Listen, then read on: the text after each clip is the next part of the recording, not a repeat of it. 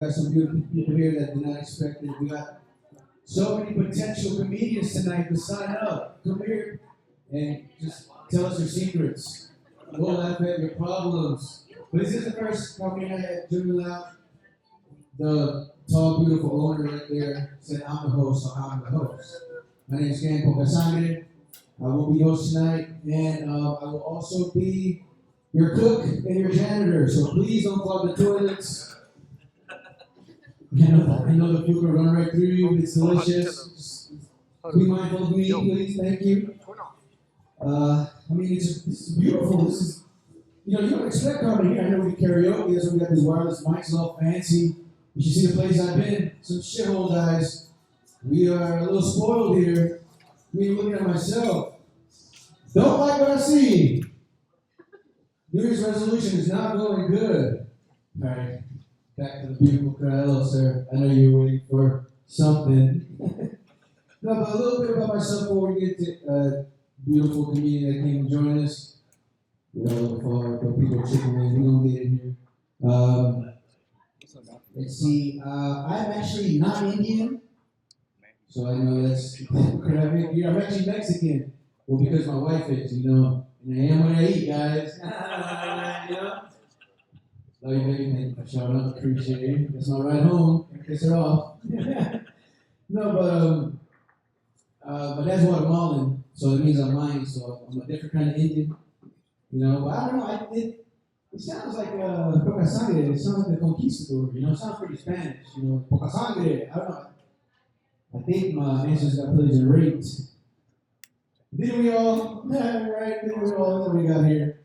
I don't know. I got to do a 23 amigo, bro. 23 apocalypto. Tough out here. Thank you, Owen. So my last name, Pocasangre. If you want to say it in English, you just translate to little blood. So Poca is little, sangre blood. Pocasangre, little blood. Little blood. It's cool, right? It's like to be a good cholo, a little teardrop right here. Like, some motherfuckers just little blood, huh? But we're in Gwinnett, and I was raised here. We were in Lawrenceville, guys. Gangs out here. Yeah. We're from the Ville. From the net. And the only games really got out here is the KKKs and the gays. But if Gwinnett were to, think of something, I will inquire or suggest, it's not most gangster, but, be like, yo, what's up? Me and the net. Because that's how I get to the G spot. So, I think, Gwinnett, you in the spot. It's a G spot.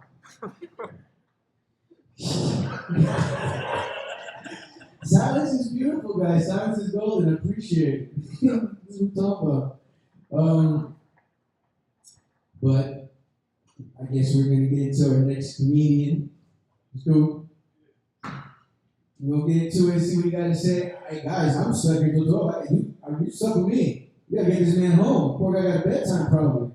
I'm a clean, like I said. I'm stuck here, guys. So, Matthew, right? All right, we got Matthew coming up. Give us some undivided attention. Hey, we're not going to go out. All right, yeah. Oh, yeah. Keep it going for me one time. Yeah. You know what's none. Last one. Until some more people pull up. Yeah. Real cool. This is a real nice establishment. I've never been out here, but I like it. What's everybody, where you guys from? Like, what's your nationality or whatever? Indian? Is that pretty much everybody? El Salvador.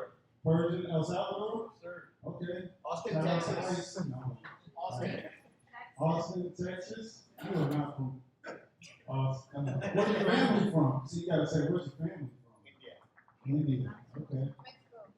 Mexico. Okay, cool. My family's actually from Nigeria. I got some of that, and then my mom, she's from Athens, Georgia, so some ADOS too, that's African descendants of slavery. So, yeah, that's serious. That's a real term. Slavery was a real thing. It really happened. My family members were a part of that.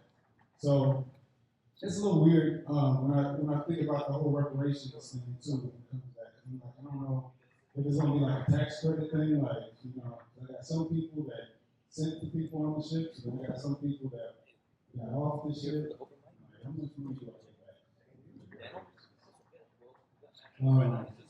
I work in, I do a lot of stuff. So you see my camera, I do some videography, photography. I do some music, work on a lot of music. I do comedy, do some filmmaking, and different stuff like that. So a little bit of everything. Some people they try to put you in one box and do one thing. I do accounting as well. That's my day job. So I work in corporate office. Any other corporate office people in here work in a corporate office? Okay, so you know the struggle how that goes. My thing with that is it just gets a little weird. Like I see why people say you just gotta do one thing. Me coming from like rapping and stuff, and then you do the accounting in the office. It's just like a lack of testosterone. That's what I see. Like testosterone is at an all-time low in the corporate office. I get it. We're not doing construction work. We're just typing on a computer and stuff. But it's like I don't know. It gets weird. I used to work at AutoZone, McDonald's, before I worked in the corporate office. It's like there, when your manager's doing stuff, you be like, man, let's go outside. Like, we can go, you know, we try to fight people. Here, you got to type the emails. So circling back to our last conversation, it's a little cornball, you know. I was at the coffee station, whatever, getting coffee. This is something I noticed too. This is when I was like, testosterone is way low. A dude, I'm getting my coffee, a dude walked up from a different apartment, and he did one of these. He said, hey, Matthew. And he walked around the corner. I was stunned. I'm like, hey, Matthew, what the hell is hey, Matthew? You know, they do this type of stuff. Hey, Matthew, step on the toes and walk around. I'm like, nah. It's not even like a gay thing like you're talking about. It's not even an LGBTQ thing. It's just like, this is a man with a wife and kids. I'm like, what is your wife and kids gonna think if they see you doing one of these? Like, hey, Matthew, where's your testosterone at? You know? Say what's up, bro. You know, give me a fist bump or something. It's low. Testosterone is low. And the scary part about it for me, I'm just like I said, I did other jobs before I worked in corporate, so I'm just like, how many years does it take before I start doing that type of stuff? I don't, you know, is it 10 years? I get to the 10-year mark and I start doing that. Some people, you guys are probably the same people. I don't know if anybody, if you're sitting like this today, I don't see any guys doing this. But guys that sit with their legs crossed like this, I'm like, how many years is it going to take before I start sitting like this again? Like, you know, they got their little dress shoe wagging. I'm like, yeah, where's your testosterone at? Go do some push-ups. Take a T-pill. And then me, when I was in school, the other thing is, speaking of LGBTQ, we didn't learn, like, the whole pronoun thing, that wasn't going on yet. And that gets weird. It gets confusing. Like, I respect the pronouns or whatever, but it gets confusing in the corporate office. We were never taught that in school. So, like, when I'm sending emails, I do, like I said, I do accounts. Sometimes I have to reject invoices and stuff.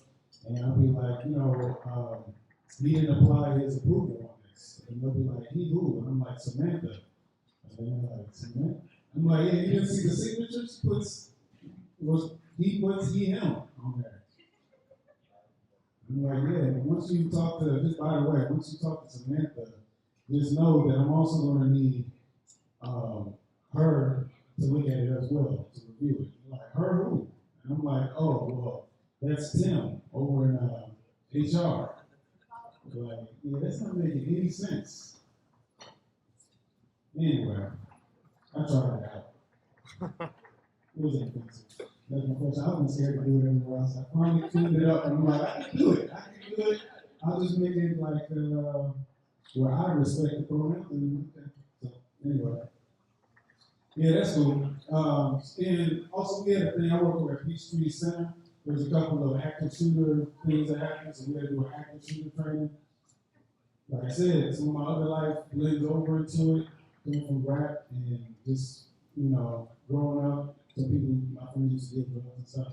So, like, we had this active shooter training, and they were like, yeah, so there's an active shooter. Everybody needs to go into the conference room and sit down, you know, kind of just cower or whatever.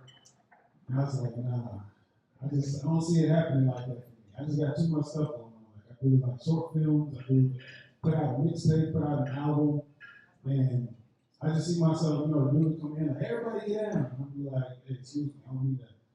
Interrupt. I just want to say I got a mixtape coming out. It's a couple months. I got a movie I just wrote. I give you a part. If you want a part, if you want a role, you'd be like, that sounds pretty nice. I always wanted that. You know, you need to be an extra. You'd be like, I want a main role. You be a main role. I'll write you in. It's cool. Just go ahead and take that on my Instagram. All this blows over, you know. Hit me up. That's a hard thing to do. You gotta leave all my coworkers behind. They'll be like, Matthew, the guys gonna be in there. Hey, Matthew, you remember him? Like, you should have worked on something. You should have had some extracurriculars. You don't got an album coming out. You didn't used to paint something. Tell them something. I don't know. It's gonna be a tough road. Growing up, you said Lawrenceville. This is kind of like I moved here from Iowa. You have the Midwesterners in here. Anybody live in the Midwest? No? No. You said what? You said they're all still there? Okay. Colorado? Oh no, that's something else. It's not the Midwest, but it's all good. I moved here from the Midwest. Moved here from Iowa. I was born in Michigan, lived in Missouri, and we lived in Iowa. Like you was talking about with Lawrenceville, not a lot of drive-bys in Iowa. So that was one good perk. And me being so artsy and stuff, I didn't really want to get into crime too much. Like I said, a lot of my friends did crimes, but I just knew I'm kind of silly. I do whimsical crimes. That's my thing. So I just know I'll be too silly with it. And so like I have an eclectic taste in music. I moved to Iowa, I learned about rock music, techno, dubstep, all that stuff. So I'm like, man, we did drive-bys. If I lived in a place that did drive-bys, I just know I'm a curated playlist. It's gonna be really disrespectful, you know. If somebody's baby's getting killed, so instincts, bye, bye, bye. So, all right, let's talk about some current events. I'm wearing some plain clothes. That's what you gotta do nowadays. I see a lot of black tees, plain tees, because you never know nowadays. Welcome, guys. There's a lot of things up here. But yeah, you never know nowadays. So like Diddy's in the news. I used to have a lot of Diddy. Like I had some John jokes, and I had to get rid of that. I was having nightmares. I was dreaming that people were gonna see me in the street wearing John. I'd be like, he's a Diddy lover. He's a Diddy lover. He's a supporter. I'd be like, no, it's just an old T-shirt. My grandpa got me this shirt. It's the same size as 2010s. It's an old outfit. I didn't want to give it up to the good. Michael Jordan was in the news for grabbing a little white boy booty allegedly. You don't know what's AI nowadays. That's the other thing. Some people said it was AI, so I had to go my Jordans. I'm like, I can't go out there with my Jordans. They don't think I support it. They have a little white boy booties. And I don't know who Levi is. Whoever owns Levi jeans. I just hope he don't get any scandals. He's on the Epstein list and everything. I like my Levi's. I want to go to Rangers. Yeah. Another big thing, what I see now, I see you on your phone. Everybody got social media addiction. That's something I got too. Yeah, make some noise if you got social media addiction. You on Instagram too much. Scrolling on TikTok at 3 a.m. You got to work at 6 a.m. That type of thing. Yeah, that's me. I'm just be up. Well, speaking of addiction, I'm going to go a little dirty. Just a little dirty. I didn't want to go that dirty, but it just popped in my mind. Because speaking of social media, there's X. That's like the new porn. You know, like if you go on X, there's just so much porn. I'm like, damn, is this even, what part of social media is this? You know, we're not even being social. We're just looking at naked people, just doing all types of nastiness. And that gets weird because I see sex work is up right now, so a lot of sex workers, a lot of people got OnlyFans. And sometimes I go on, OnlyFans just to see what my old classmates are up to. That's what you do. Okay. And but no, some of those girls they just be lazy. That's the thing. It's like the laziest people I know got OnlyFans.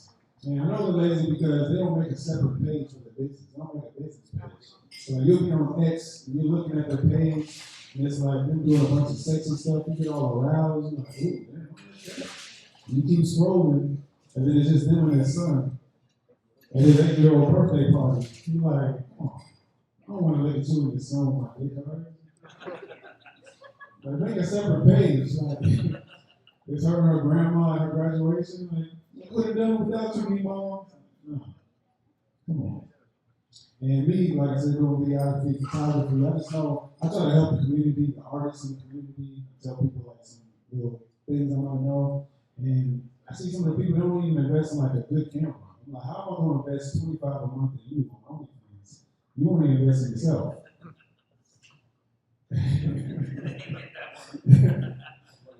For real, like they don't even want to invest in themselves, but they want you to just put them all this money per month, fund their lifestyle. And I see some of them is just like, not good lighting. So I just know what I do. I'm going to send you some tutorials. I'm like, hey, here's some photography tutorials. I see you shooting at 480p. You step it up to 4K. They get a 3-point lighting system. I see you with the backlight. It's causing a shadow. Let's put a little rim light so the clip can have a little bit of a shadow. So let's turn the grid lines on. Put your clip in the lower thirds. It's a photography thing. It's a composition. It's really funny if you know photography. Composition. Make it visually appealing. Yeah, social media addiction is crazy. I don't like the people. I don't know what type of. There's all different types of people in here. Some people are the ones that send you reels, straight to the DMs. Anybody do that? Or you were the victim of that? Yeah, some people just send me reels, and normally I'll just be like, stop, don't do it. I'm real like direct like that. Sometimes you can't do that. Like my old pastor, he's the one sending me all these reels. I'm like, I don't want to break it to him. I don't like it. It might come off harsh. I see a lot of like weird stuff on there. A lot of like harsh stuff. Sometimes they don't give you the trigger warning. That's crazy. I just missed the trigger warning. I see police brutality videos. I saw one where a lady was on fire in her car, like off the body cam. I'm like, I don't want to see that at 8 in the morning. I'm trying to go to work. And so I started doing some, just to protect my mind, I have to do self-defense for my mind. So when I see stuff like that, I'll cringe a lot of times. I'll be like, ooh, she's on fire. Yeah. So I've been doing 10 reps of that. I just do, ooh. So I can almost get ahead of it. I can kind of slow down, but that's not good for us. Yeah. I do 10 reps of a block. That's when we hit the 3 dots and block this account. Yeah. I see what you mean. It's like, I know a lot of laughter. Not a lot of laughter. Yeah, any people, I know you guys smoke hookah. Anybody smoke weed in here? Woo! Smoke weed? Yeah. Ow! Yeah, I want to slow it down. A lot of people in Atlanta smoke weed. Everybody's smoking weed. I tell you. I used to smoke and stuff, but it's like, you do dumb stuff sometimes when you smoke, you're forgetful. I don't know if you ever forgot where you parked. When you're looking for your car in the parking lot, you're like, man, where did I park at? Where the fuck did I park? And then you hear that ding, ding, ding, and that's your seatbelt notification. Like, I'm in the car. My high ass. I'm trying to go to church over here. The pastor was smoking. Yes, that's right. He came out like type shit, praise Jesus, oh God. Hell yeah, pass his eyes out to your neighbor. I said, hell no. You guys are going to hell. Better not be no bitch. Let's open up the first Corinthians. Yeah. Church is weird. I try to get into the spirituality. That's why I went to church. That's really why I moved down here. I had a lot of questions about the whole faith and stuff, so I tried to move down here for the spirituality. A lot of girls are into that. Any girls like the metaphysical, crystal, astrology stuff? No? Okay. Well, that's big. That's big right now. Some girls do the yoni statements. You see that? They steam the yoni. Yeah. They make a little pot and put some stuff in there. They put a little sarsaparilla, a little mint. Whatever they think can heal whatever negativity they got going on in their life. They're like, put a little hints. Okay. A little roots in the blood in there. Okay. And they like that steam. Some people got too much negativity going on. My neighbor, she did the yoni steam. A whole lot of negativity going on.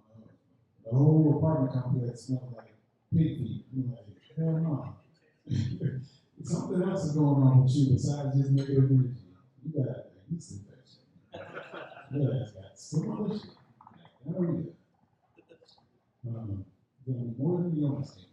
But now I moved down here and I saw people like doing the stuff at Stone Mountain. They'll climb Stone Mountain and do spiritual stuff. They get the little crystal or rock. Yeah, I want some of that. I'm trying to get my shoppers on. And what I didn't know is that out here people talk a little different. And they do that even in the spiritual community. These people talk really peaceful, beautiful, you know. And I hear like, hey, what it is, y'all, straight up, you know, all that type of stuff. Those same people are in the spiritual community. I don't know. So they're using it for warfare. So like, I was at the gas station, and I saw this dude. I thought he was about to, have an altercation. I thought he was about to pull his gun out. And he was like, "Hey, Shawty, straight up. I'm up and on Shawty, straight up. You don't even know what I do." He did like this. And then he about to pull out a pistol. He lifted his shirt up, and he had a pistol in a wand. He said, "I do voodoo. I turn into a frog, Shawty, straight up." I said, "Hell no. I wear amethyst just for that." I think that's good. Yeah. We got Ben in this BI itch. So I know he wants to come up here too, and some other people will be showing up. So thank you a lot for the time. Thank you for listening. Shout out to these nights. Thank you, Many Christ. Man. This guy came in ready. Not ready, word of those seasons. Pause. My plane hot. So we have another mic here. Like, all right, cool. Let me just reintroduce myself for you who walked in, sir.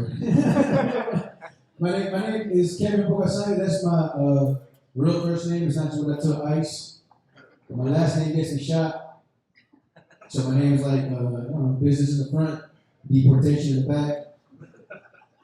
It's like, my name is like Home Alone in the front, get dragged out of my home in the back.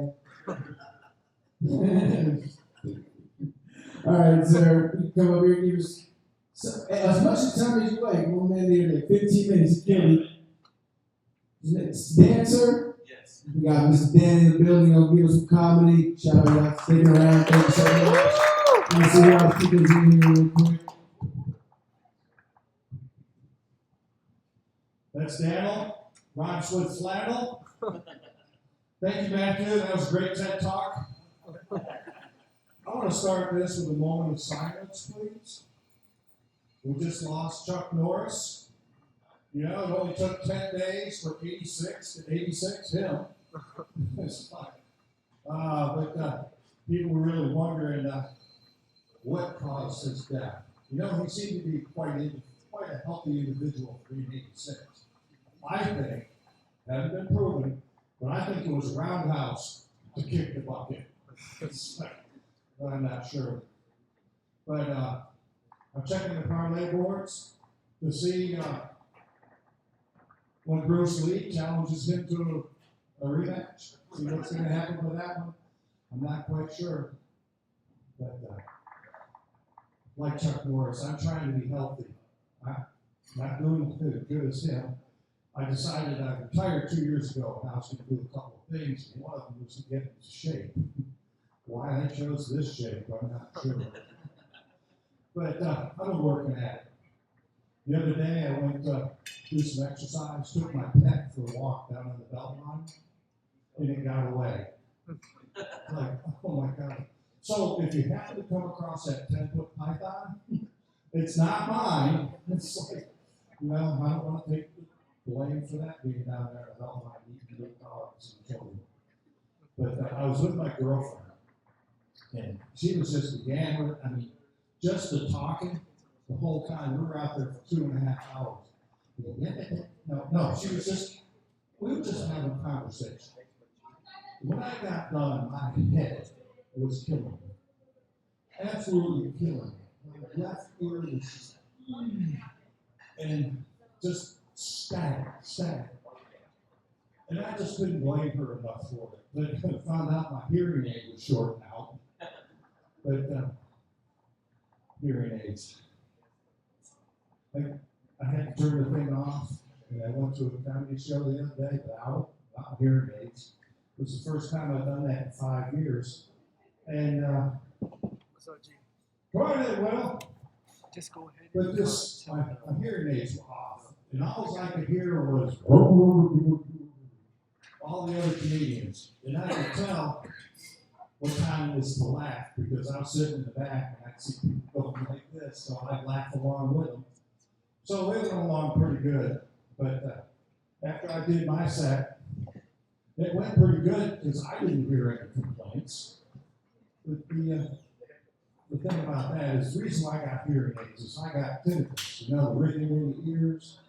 And you know, when you got ringing in the ears, and the crackling in the ear, and the voices in your head, that gives you enough to give you a headache. But then there's the power. Jeez, talk about the power. I just started playing pickleball. So my girlfriend and I go out, and we swap the pickleball back and forth. You know those pickleballs, wiffle balls that are yellow? Yesterday we went out and played, lost all of them. The pollen was so thick, I couldn't find the pickleball. It's like, couldn't find any tennis balls either. It's like, wow, this is unbelievable. Welcome to Georgia. You know, I don't know if anybody else. I'm new to Georgia. I moved here in 1977. So it's kind of new. 285 was a clover leaf. 285 and 85 was a clover leaf. And I worked at the DOT, and they did this thing called freeing the freeways. It's like, that worked out good, because we used to have 285, there's 2 lanes in each way with 40-foot grass median. The road out here was just 2 lanes. This was the country. But freeing the freeways, it's like, hey, yeah, it didn't work so well, in my opinion. But the important thing is mold. And I don't remember shit. But, you know, the thing about it is, been married for 20 years. Yeah, took 2 years, took 2 women and 25 years to do it. But I got some great kids. Got 2 great kids from that. Anybody else got kids? Yeah. So being the father of 4, I don't think that's too bad, you know, 50%, you know, not a bad average. If I was a baseball player, I'd go to the Hall of Fame. But I'm a dad, so just going to be another big man. But got a great relationship going now. It's unbelievable. Been with my girlfriend about 14 years now. It's a new relationship. It's one of those February, May romances. Anybody else in that? You know what that is? I met her in February and she met me in May.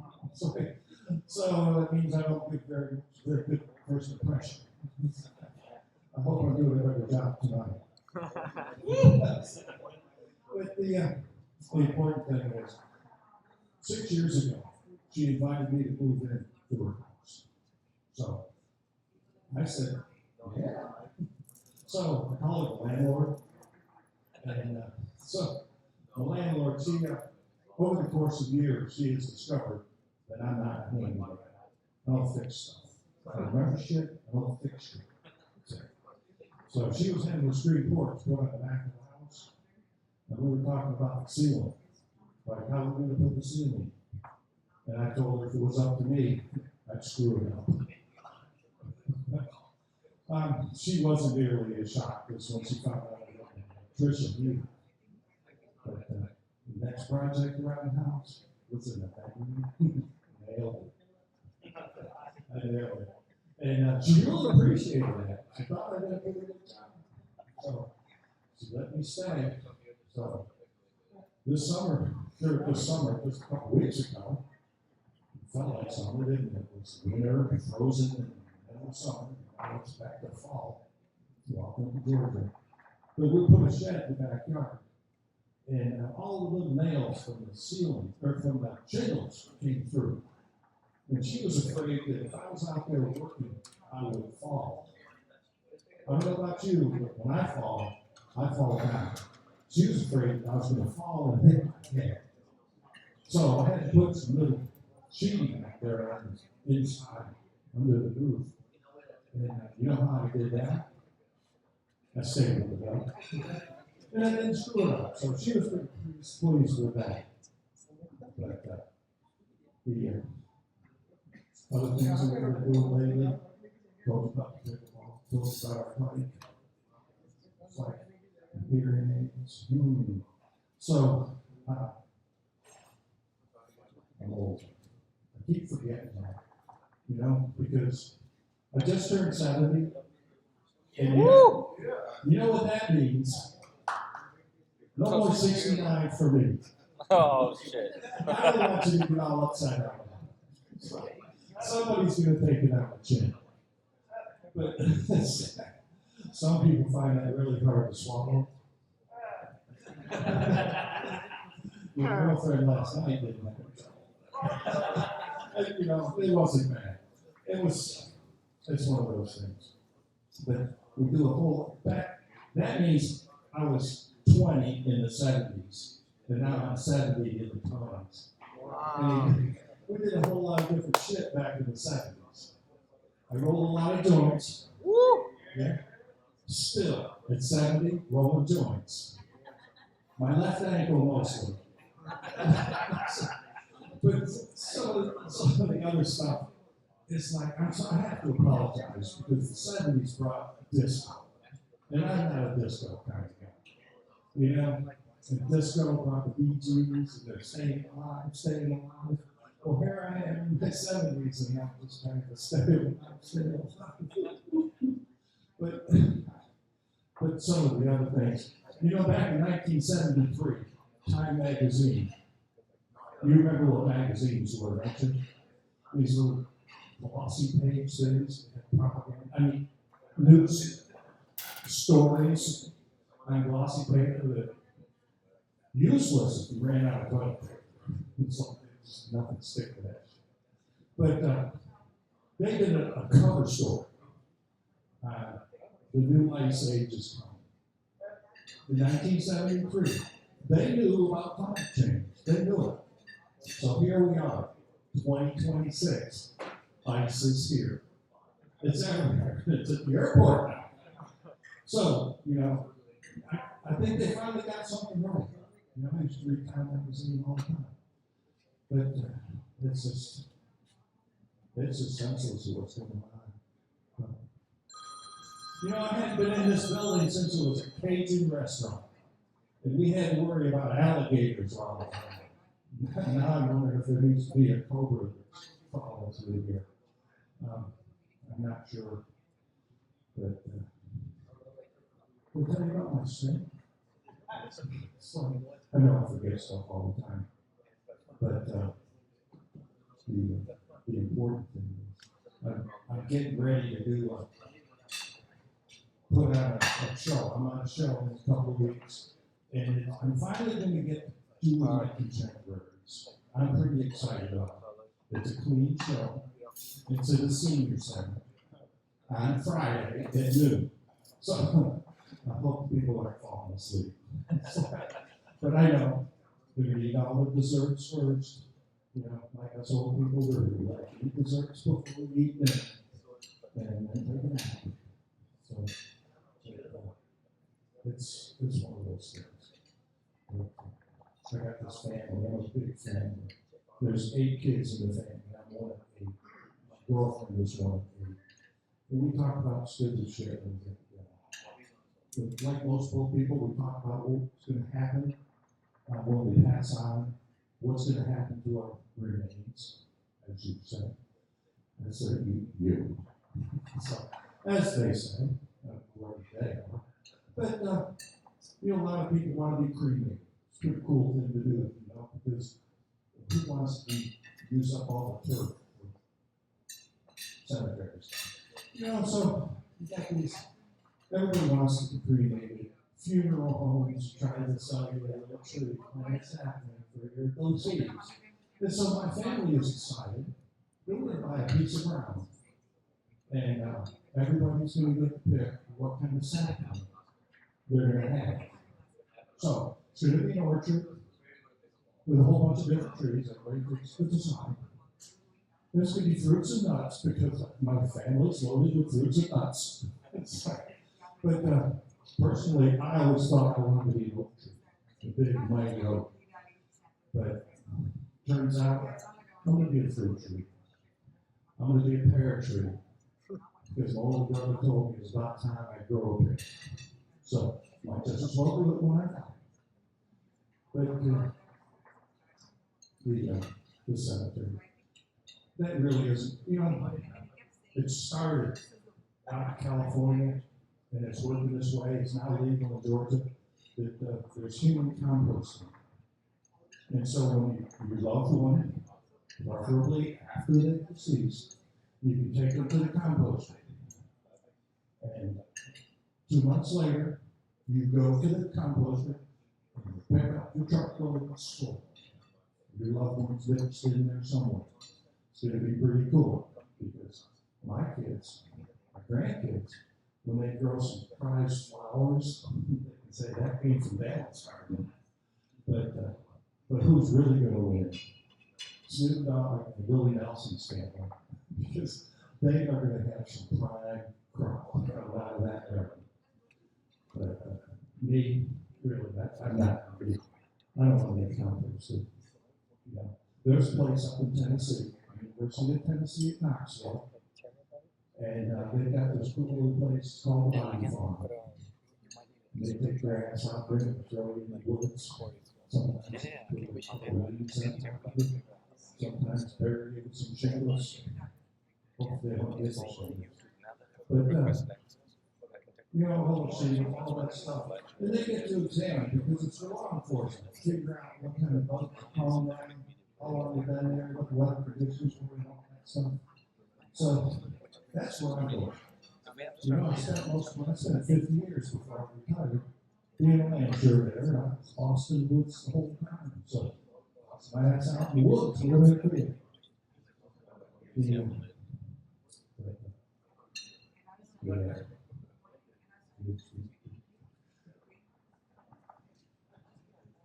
There's got to be something else in here.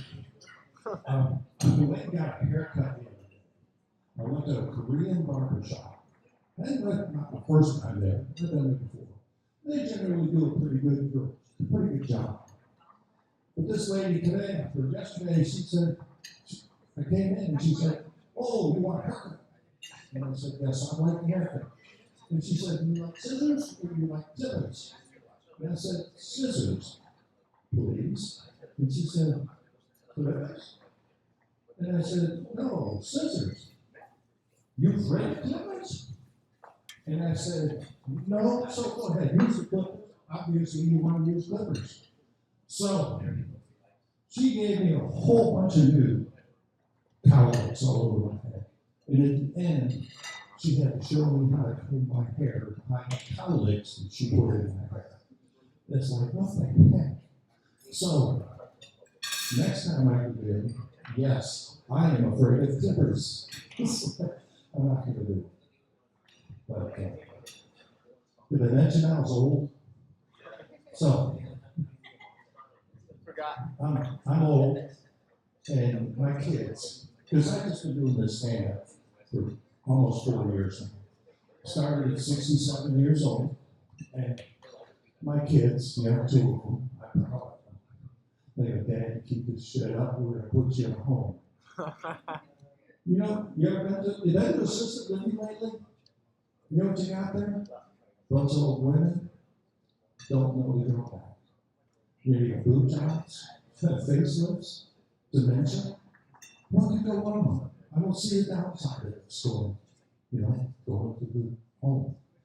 But when you, like I said, product of the 70s, you know, the old picture checks with 38s, 38 moms. It's like, but like a lot of the young guys want to hook up with a cougar. You know, cougar's got to be 30 years old, right? So it's going to be like 100. So it's going to be fun. I hope one of us remembers because I don't know shit.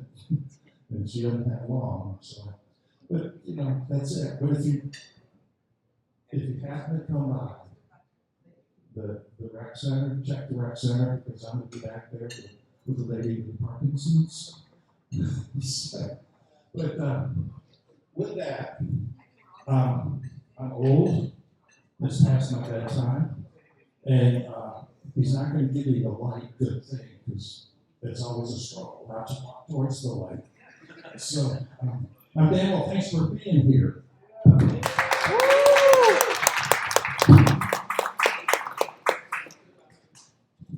Guys, one more time, please. You know you gotta give it up for this man. Shout out to Dan. Thank you so much for coming out here. We got one more gentleman who walked in here, and when the first thing he tells me, yo, this shit like an AA meeting. So it had me thinking about sometimes where I probably could have gone to a meeting. Well, this will be my first one. My name is Pocasangre, and I've been sober since January 1st. Thank you. I'm still doing dry January. I know that it's March. People think dry January is March. What the fuck? Exactly. I'm fucking killing it. I'm doing really good. I'm getting way past January. I'm into February. We're going for the whole year. Why not? I don't need alcohol as the best of the bar right here. But that's how strong I am. Temptation, because it's just right there. But one of the things that made me actually want to quit, it reminded me of seeing this man, because he was there. I recently just got married not too long ago to that beautiful woman over there. Thank you so much. And leading up to marriage takes got a lot of celebration. You gotta go out, you have to have fun with your guys. I almost said too much. You have to have fun with your guy friends before you get married. So that same week, I also had to do I signed up to do an open mic at if you don't know, it's called the Laughing Skull. Not to shout out the names, we're here at Junoon. Fuck them. Cut that out. But, so that day I have some other friends who really want to take me out during the daytime because, that was at night and I really wanted to go. I wanted to go so fucking bad. I was like, yo, I gotta go. I signed up. I waited. I wanted to make people laugh so bad. Oh my gosh, so bad that I'm here at Junoon. But we had a good ass time. And we went to eat. We just want to go eat, but with eating comes drinks, and then with drinks come drugs, and then you black out, lights out. Okay, so my lights got shut out early. I went to sleep very fast, very disappointed in myself actually. But it's okay. At my wedding I didn't black out, so that's what matters. But that day, right, I had to go to the lab, so I had to get there so bad. We cut our dinner short. We're way too drunk. I'm way too drunk. I'm actually the reason why we cut it short. I fucked up. I ruined everybody else's time, but it was my week. It was for me anyway. So, they did what I did, except it so fucked up. But we had to go. We go our separate ways. Half of the group takes me to Latin School because I want to go so freaking bad. So we go, and then, I didn't know because I was wrong, but they were like, yo, we're just going to drop you off. We're actually not going to stay with you. So, you're stumbling in, but be careful. We're going to come back for you. And they did. I'll give them that. They did come back for me, but in between time, I don't know what happened, but they told me that, I do kind of remember sleeping all over the place. I just couldn't walk. I was sleeping at the bar. I think I was sleeping in the back room. I don't know if people saw me, but I was sleeping by the bar in there, and then I still managed to go up. I don't know how I convinced them. I don't know what the hell I said, but I managed to go up, and I still got my words out barely. I just slurred my word. I ain't saying no slurs. I don't think. I hope so. But I was slurring my words. I just do remember the host was not happy. And since then, I don't plan on signing up, doing my own shit at Junoon. But yeah, that's one of the reasons why I stopped drinking, because I was embarrassing as fuck. I don't remember what happened. I could have said or done anything, but I trust myself that I didn't. And then, so I'm gonna trust Will to make y'all laugh right now, because we got another comedian coming up. Shout out him pulling up. Make some noise for Will, please.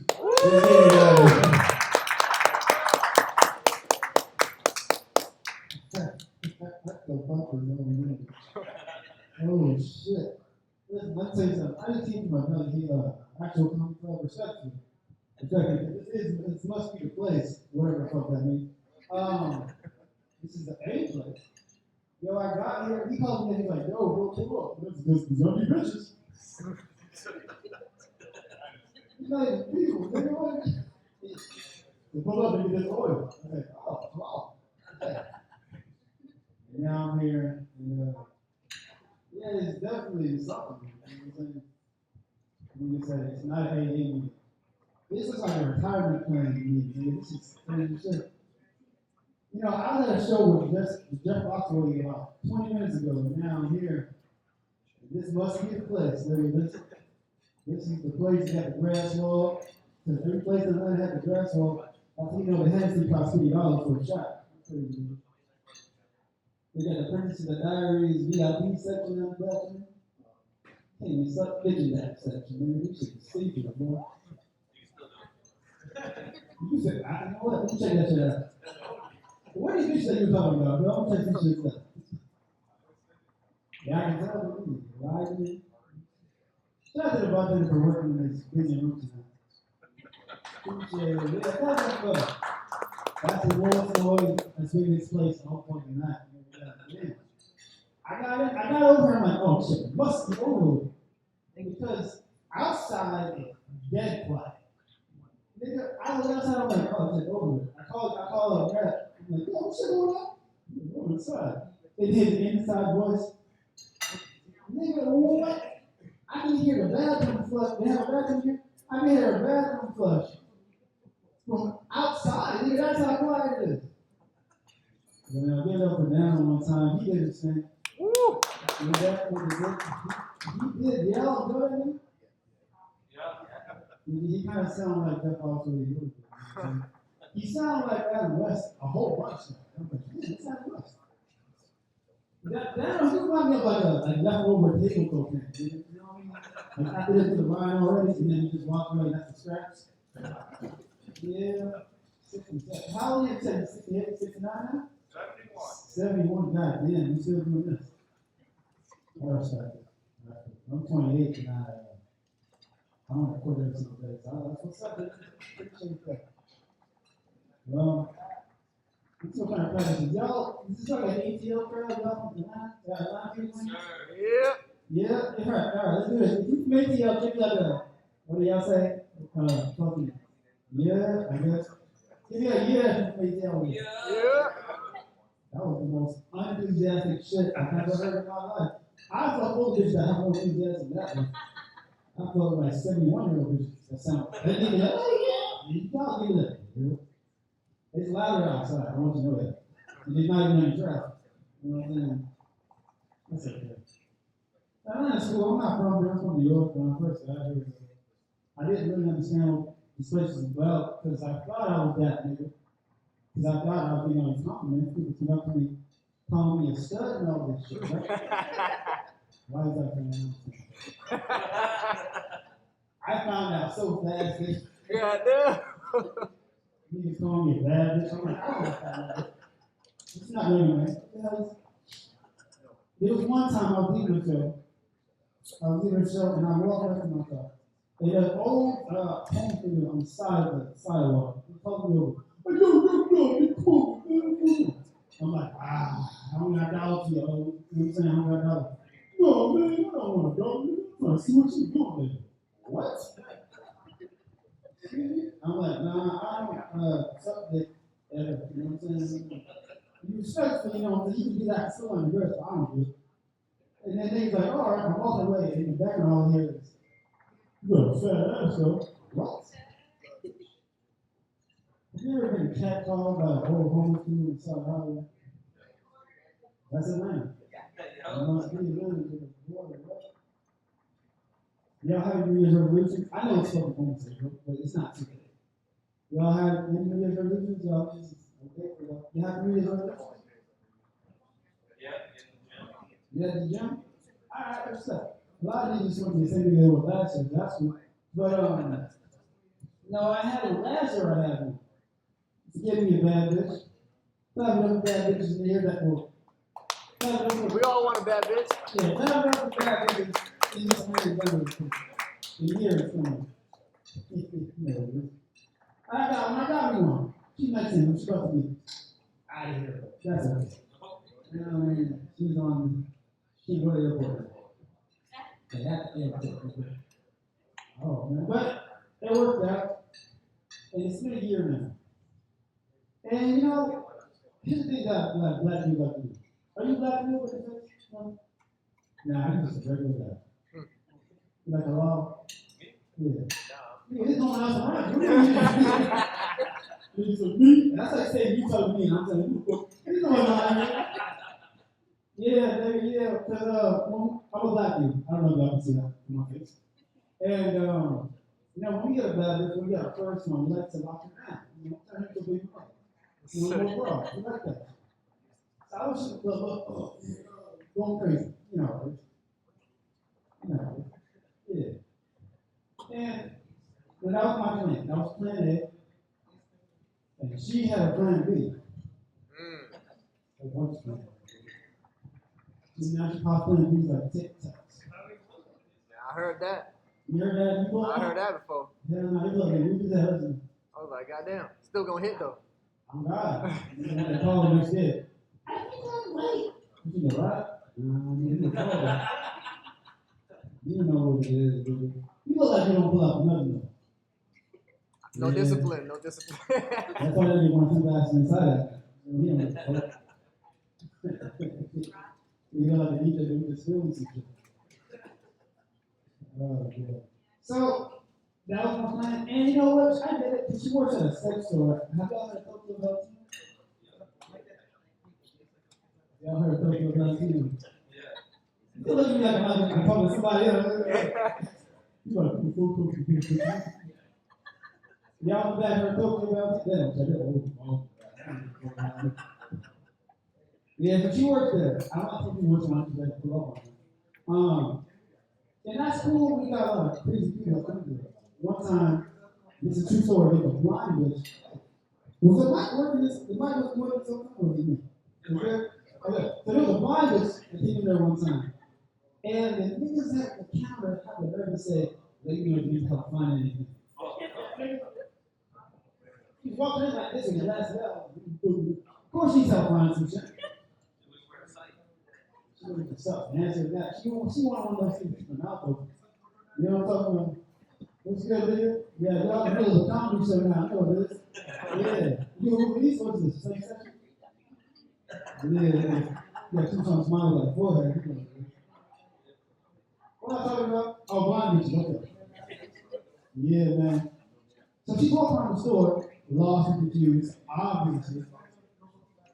And now she's checking out. The dude's like, you find anything? You find anything you need? How does she know? She knows in that store. Oh, man. And then she left by herself in an Uber. That's crazy. What's up, dude? What's going on right now? You just got out of school? The nigga with the one on his hair was like, you got out of school? Yeah, listen to me.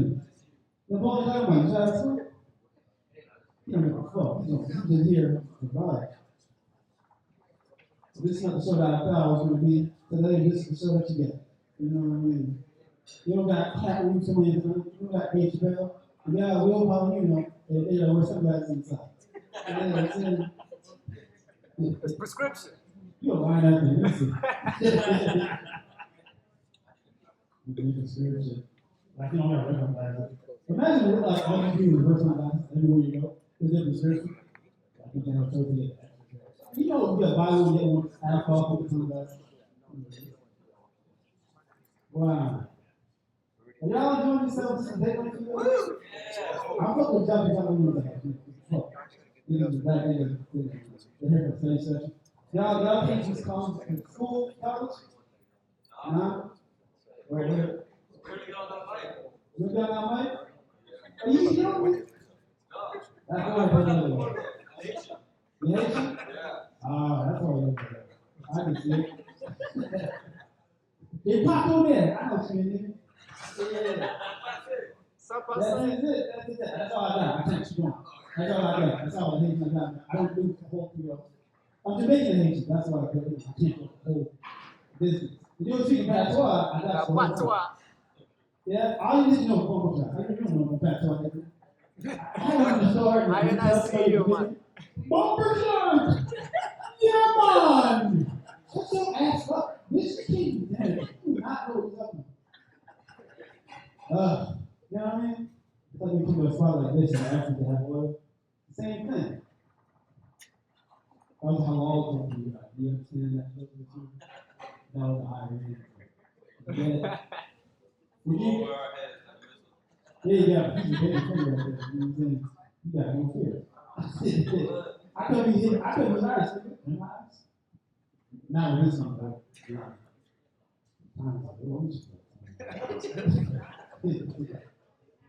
Oh, shit. Because my girl's going to be up because she wants to take it to work. She doesn't. So, how did you come in here? What the fuck is going on? Oh, I know that nigga too. Yo, you turn on this last meeting coming out tonight. Nah, I'm fucking with you. I'm just here to talk shit at this point. That's what I'm doing. Look at my jokes. Cause I got something. Ah, man, my bitch, my I'm gonna talk about that, right? I just said that. Yeah, that you mentioned you taking a shit. You didn't even watch your hands. Yeah, I'm supposed to take hands. See you watch your hands. Because they're thinking that's what? Yeah, sure you do. Oh, phone call, dude. Hey, you can't get everything up right now. Nigga. Don't be people like me. Come on, you know what it is. Okay, I'm in on this because I gotta turn that up. So, can y'all hear me okay before I get it? Yeah. So y'all have a good time besides people with that? Y'all have a good time?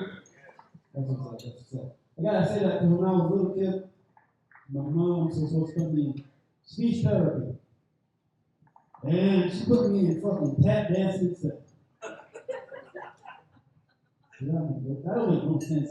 When you were a kid look like this, look like this came out of Federal from Brooklyn, New York, the last thing you want to do is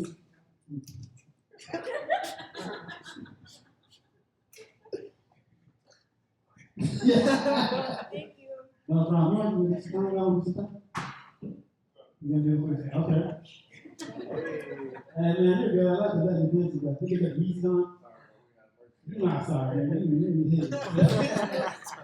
Nah, y'all, man. I see y'all. So, I'm gonna do it. So, tap dancing. There we go. Tap dancing from Brooklyn, New York. Yeah. That's not, first of all, that's not free. Have y'all ever got your ass beat here? You ever got your ass beat? You tell the truth. Come on, it's not gonna do you. I see everybody his ass beat. Yeah.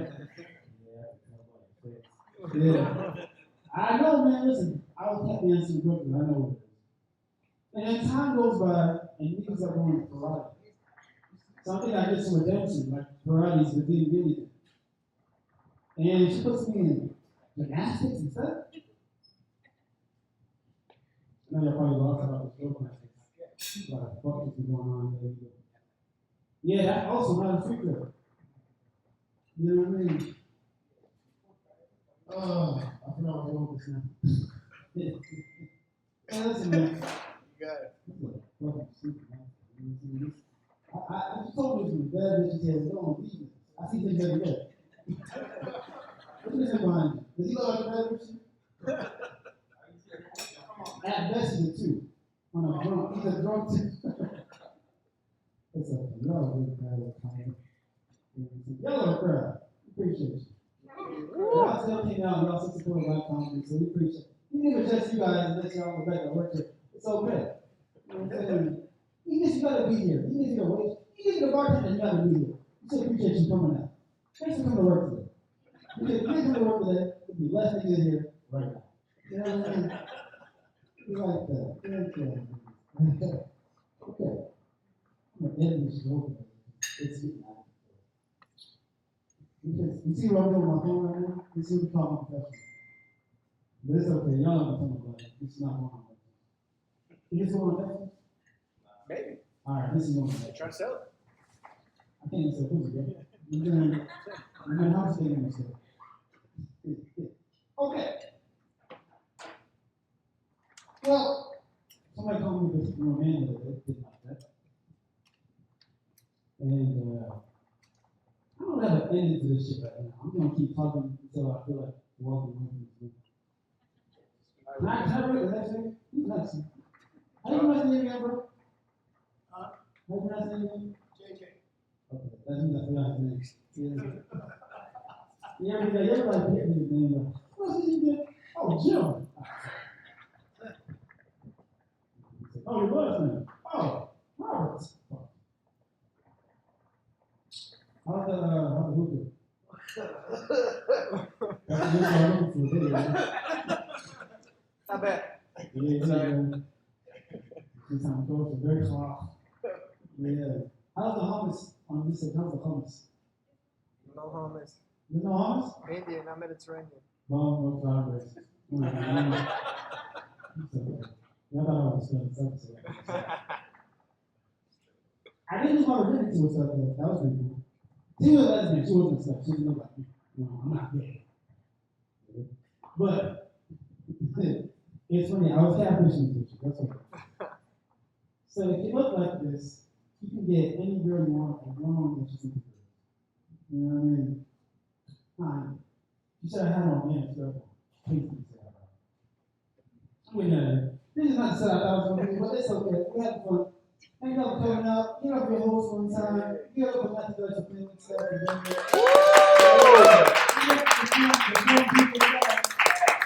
And then, really, if you don't want to post on the gram and all over the place that you want.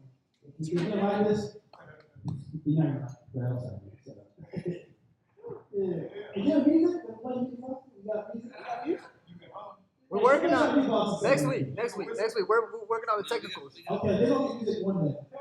Somebody talk. Yeah, beatbox, that's something. Yeah, that's Pandora. Okay. Yeah. That was British crowd. Yo, shout out to Will. Thank you again. Make some noise for my please. Yeah, song. And he brought a crowd with him. I'm from New York too, and I feel like Will would have bullied me if I never moved. I probably would have killed myself if I met Will. So we got 4 comedians that came through. Shout out to them because we are going to midnight. Well, now we are. Shout out to y'all. We would love to hear what you guys have to say. Next up, we got Joshua Desir. Joshua Desir, come over here. Give us some time, so thank you so much. Brittany looks nice in the world. I think he's going to make fun of everybody here. He says he's all for it. This is a good name, man. It came in out of nowhere. There's a ceramic mic down the road. We just stand coming like 5 minutes away. But shit, man, I like the culture vibe in here. I heard some actors on there trying to find out what Migo he is. He's not kickoff. He's gonna kick off. That's not the one. Yeah, man. Jamaican and Haitians are a funny mix, man. I feel like I feel like there's like a bit of a feud between them, like which one's the better Caribbeans, you know? Like I feel like Jamaicans don't want to get confused being a Haitian. Like, oh my God, man, me not a Haitian person, no. We don't do voodoo like that, you know. Let's smoke up, bro. That's my magic for you. I'll show you mine. That was 10 years ago. Man. What else Bro, I got here? Yeah, bro. They banned me on Instagram. I gotta take my number though, because we be out here. Once I get a new Instagram, I rebrand it. You smart. I I was don't have Instagram. Yeah, they banned me on this shit. Y'all should know. No, they got me supposed to AI stupid shit. I don't even know. Yeah, man. Shit, a lot of comedians nowadays, when they talk about Epstein and stuff, like, yeah, you know, think about Epstein and well, Epstein, blah, blah, blah, blah, blah, blah, blah, blah, blah. But I think blah, blah, blah, blah, blah, blah, blah. I mean, I'm just saying. Full camera guy. Hey, I mean, we out here, bro. I be doing it all. Hit me up, all right? We do this every Wednesday. Right? Like, I feel like we over politicizing that thing. Like, it's like clear, like we don't want those kids to get harmed anymore. We want those kids in jail. Like, you agree with that shit? You know? I don't know, it's weird, bro. Unfortunately, I feel like we're not going to find out who's behind all that. We're just never going to find out. You know, they got way too much power and influence. Probably own the media company that we get information from about this shit. There's probably like some genius way to remove themselves from situations so far that like we just they're just untouched, you know. You probably expect your own death or something. I don't know. Shit, I don't know. I'm just talking. But yeah, man, we're not gonna find it. But some people are like, you know, Josh, like we know who's behind it. It was Jeffrey Epstein, and he's dead. Which, you know, debatable. But you know, let's say that's the case, right? Like these most billionaires are just gonna stop. You know, doing what they're doing with those kids, just like give up and like reminisce about the good old days or some shit. Along the back porch and chugging up some beer, like, hey man, hey, remember Jeffrey's man? Yeah, Jeffrey, yeah, man. You with those kids? Yeah, man, those kids. Oh, so tasty. Oh my god. Man. See, I'm gonna do that shit anymore, man. So what do you do now, man? Well, now, you know, I still call that pizzeria in DC, but when I call them, I order an actual cheese pizza. You know? For all who don't know, cheese pizza was a code word for CP, which is an abbreviation for another word that only monsters watch. So, yeah, man, bro. But yeah, man, they're not. My point is like they're not settling for no cheap pizza. You know, they're after it, and they're going hard. Unfortunately. But yeah, man. I mean, should take my ADHD medication because I'm lost in my notes. But yeah, can't even recognize my handwriting. I got pretty good handwriting. I'm just gonna fuck. But yeah, man, they're not taking no for an answer, bro. They're just like, they're going hard, man. They're probably on the phone like, oh, that's what I was saying. Yeah, you know, they're not taking no for an answer. You know, you think they take no for an answer against those kids? I'm sure those kids out on the island, that's all they were saying. No! Well, at the end of this step, I'm going to ruin Disney's Monsters Inc. for you guys. You know? What kind of fucking movie is that about anyway? They're fucking like reaping the energy of fear and trauma for these kids to make the world go around. Like it's some sort of like common good necessity. I don't know, man. Disney, right? But shout out to Disney. More Disney, we need that. Disney Plus. Disney multiplied, man. I don't know, man. But no, man, they're going after it. They're probably on the phone, all this shit went down. Like, we need those kids. What do you mean he's dead? So what? Or do I have to remind you that half of Congress in Hollywood is counting on that? Give me those kids now! What again? What are you saying? Pedophiles running your country and shit, man? You're walking out. You can't ignore the problem, buddy. Peace out, whatever. But yeah, man, they're just fucking, it's sad, man. I feel like it's gonna end up like one of those detective movies where the detective is chasing after this criminal and the criminal's his boss the entire time. And at the end, he like finally catches the guy, but it's too late, and his boss is all just smug and shit like.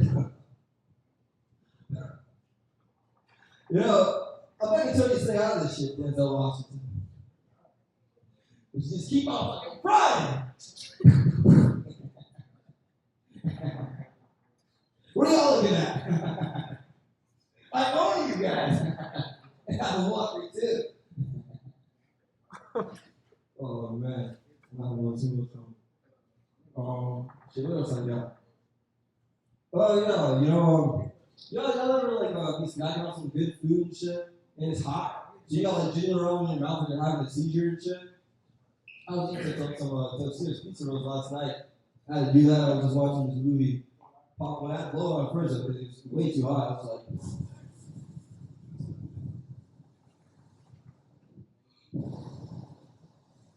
I pop it in. Start shaking my whole body, like I'm doing some African tribal dance.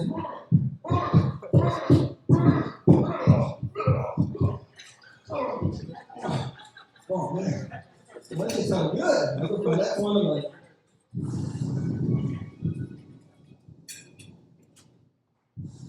We gotta cool them down, you know.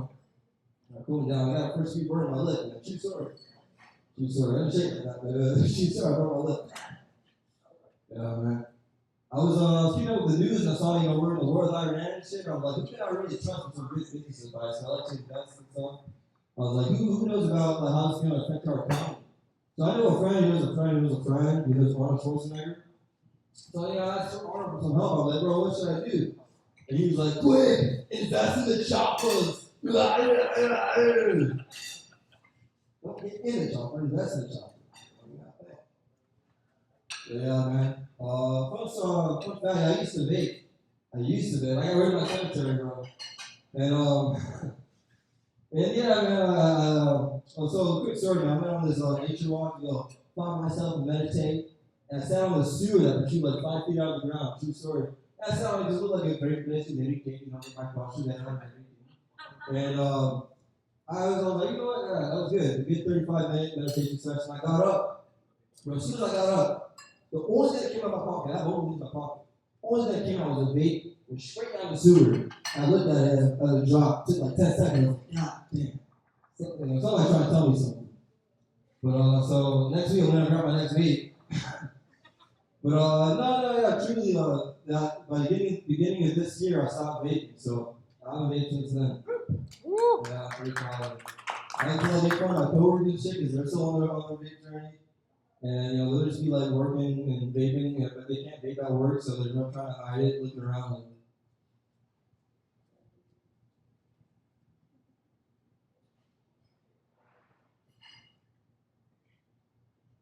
I'm saying we get a chance to like.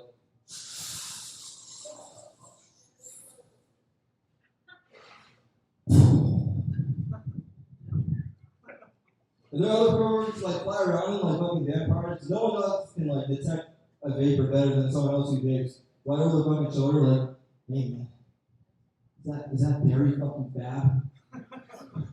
Like, no man, it's Barry F. County Fab. Let me hit that shit cartel. Fucking bounces him.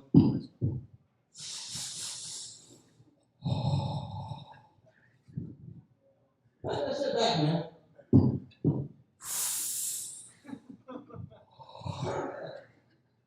I control moving that shit all day, but we're not gonna stop, man. I feel like better than them now because I got rid of that shit. Because I am better than them.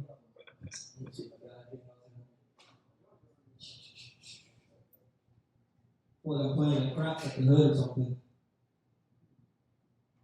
Oh man, that should not be it. That should not be it. Yeah, that's what I said. I'm in it right there. I appreciate it.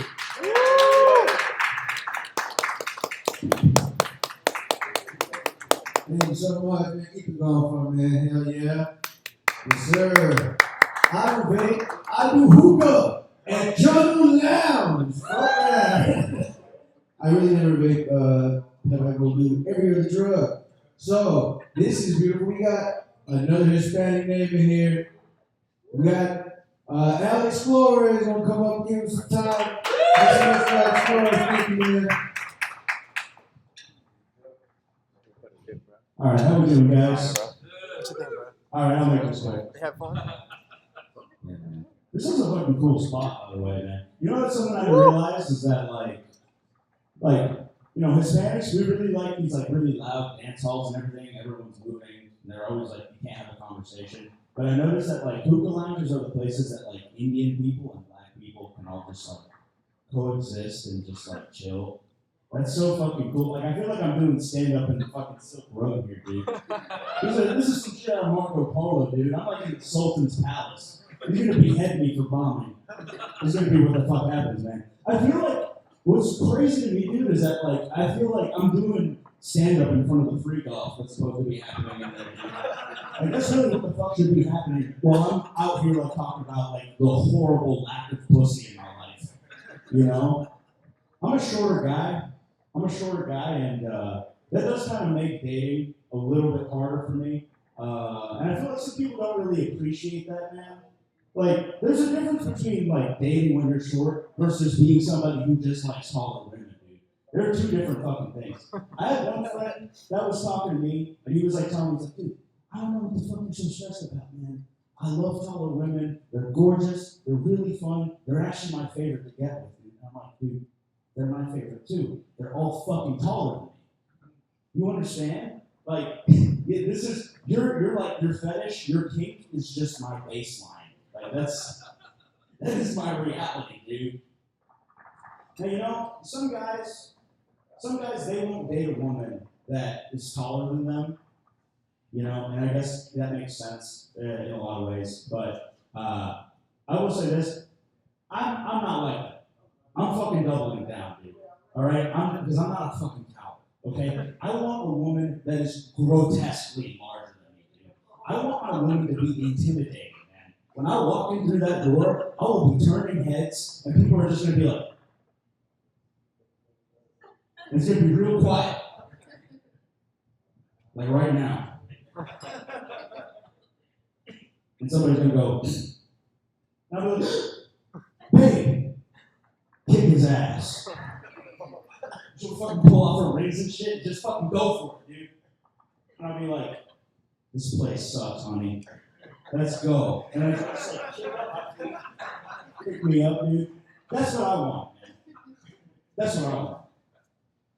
Can't always get that, but I'm holding out. It's fucking weird, man, being in this spot. I feel like this is not the place you would see this deep in the suburbs. You know? This is some fucking, I'm out here really like losing sleep, man. I'm really losing sleep. And I'm like, you guys ever fucking like sleep so little that like you wake up the next morning with minty fresh breath? Because like the germs didn't have the time to recover. You know what I'm fucking saying? Like you're just like, you fucking like, alright, brush my teeth, wake up. Alright, fuck, dude. What? God damn it, dude. My shit's supposed to stink. Supposed to, man. No, but what the fuck? Anyway, I mean, I grew up not too far from here. It's like tripping me out that like this is this close to where I grew up and opened this late, dude. I grew up in the suburbs, and that shit actually kind of ruined my personality, low-key, because it's like, you're so safe all the time in the suburbs. You're so safe all the time in the suburbs that, like, you know, if you notice, like, just the tiniest little differences, or just, like, the slightest bit of discomfort, it's like full fucking panic alarm, immediate, like, nervous system shut down, dude. Like, take just walking on the sidewalk, and somebody walks in the same direction as you. When you're in the city, that's a normal fucking experience. People are going to work, people are going to school, there's homeless guys sometimes, it's a completely normal thing. But if you're in the suburbs, dude, and you're walking on the sidewalk, someone's heading the same direction as you, you're like, I need to kill that person. Assert my dominance. Just me. Okay. Understandable. You know, some of these aren't even actual jokes, to be honest. They're more just like confessions. Fucking, what the hell was I going to talk about? No, something I didn't realize though was this, man. I don't know, do we have any pet owners in here? Yeah. Pro tip, for those of you guys who don't have pets and hate getting dressed in the morning, if you're walking a dog, you have permission to wear anything you want. Try this out. If you know someone who owns a dog, borrow that dog, dude. You will fucking be able to like leave in a bathrobe with one ball hanging out, your fucking hair's all messed up, you're still wearing your fucking ball gag from last night, and people are just like, oh, he was in the middle of something, dude. He's just walking his dog, man. It happens all the time. Okay. Fuck dogs. No, I gotta say, we had like a really interesting crowd. Like maybe this is me being low-key racist, but I feel like this was like one family gathering. And just like mostly comics in here. Like that table over there was just like, those are like all the uncles talking about the fucking old country, and then over there was like the cousins. That's kind of like the vibe I got, dude. This is actually like really wholesome, you know? It feels so just like familiar. You guys probably don't even know each other. I'm probably just problematic as hell. Thinking shit like that, man. Fucking, man, I'm running out of shit to talk about. I guess I'll talk about the Middle East. Did anyone else fucking, like, when they heard that Trump started to bomb Iran, like, they saw the notification, they were just like, nah, okay, I can't do this right now. Like, no, you didn't. I have too much on my mind. Like, I can't deal with this shit. You know? I just fucking hit the snooze alarm on geopolitics, dude. Because that shit is just overbearing, dude.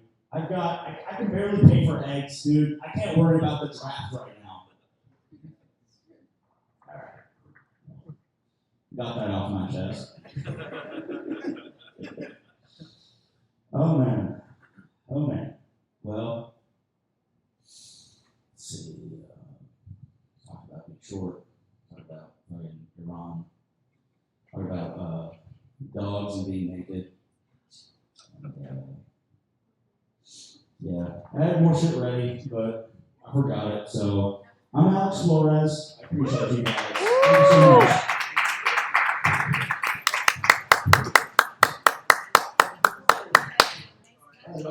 Some blue chew. Now, hey, one more time, man, for Alex Flores. Shout out to him. Fuck you, man. Dude, we have a short guy in our friend group, right? Brian.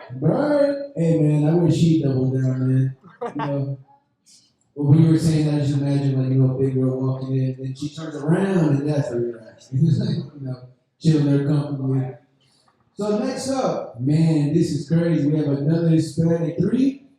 Yo, the three amigos, that's so beautiful. Hey, we're with that, of course, man. That's why you feel like home. You probably could go home very soon and get there very fast. Next up, we have Alvaro Mendoza. Make some noise out there, Mendoza, please, guys. Thank you.